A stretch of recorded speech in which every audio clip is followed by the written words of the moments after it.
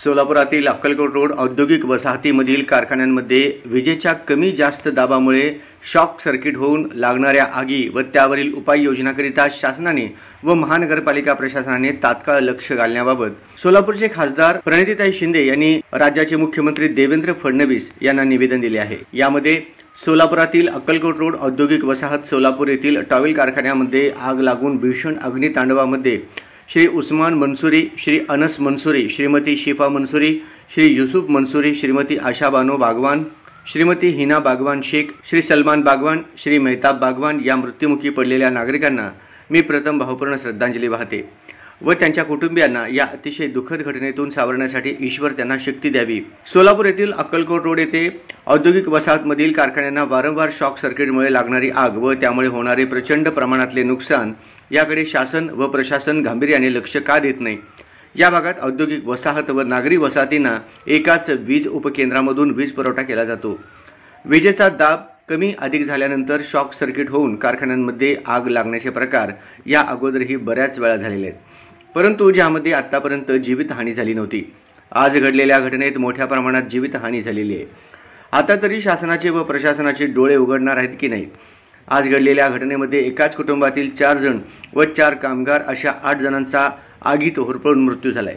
या भागात आम्ही महानगरपालिकेकडे पाठपुरावा करून तात्पुरत्या स्वरूपाची अग्निशामक दलाची गाडी उभा करण्याची सोय केली होती, जेणेकरून आग लागण्याची घटना घडल्यावर पहिली गाडी तत्काळ पोहोचू शकेल, परंतु ही प्राथमिक सोय उपलब्ध असताना देखील आगीने एवढे रौद्र रूप कसे काय धारण केले याची चिंता वाटते, असे या निवेदनात म्हटले आहे। आम्ही वारंवार लागणाऱ्या आगीच्या घटनांबद्दल विधानसभेत आवाज उठवलेला आहे, तरीही शासनाने याकडे गांभीर्याने लक्ष दिलेले नाही।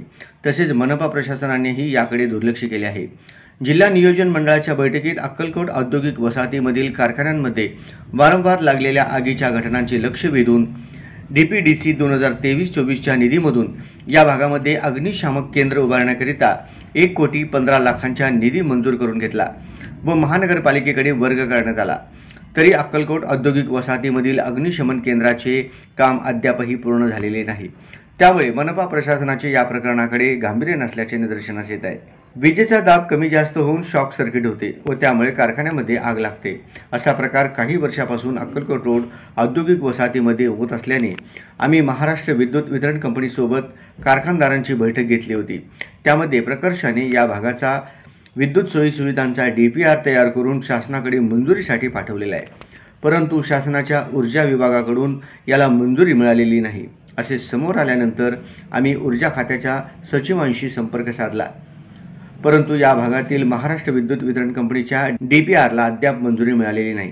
त्यामुळे शासनाने या महाराष्ट्र विद्युत वितरण कंपनीच्या DPRला तात्काळ मंजुरी देण्यात यावी अशी मागणी करण्यात येत आहे। तसेच या अक्कलकोट औद्योगिक वसाहतीमध्ये रस्त्यांची मोठ्या प्रमाणात दुरावस्था झाली आहे, त्यामुळे अग्निशामक दलाच्या गाड्या घटनास्थळी पोहोचण्याकरिता अडथळे निर्माण होत आहेत व वेळेत गाडी न पोहोचल्यामुळे आग मोठ्या प्रमाणात पसरू लागते।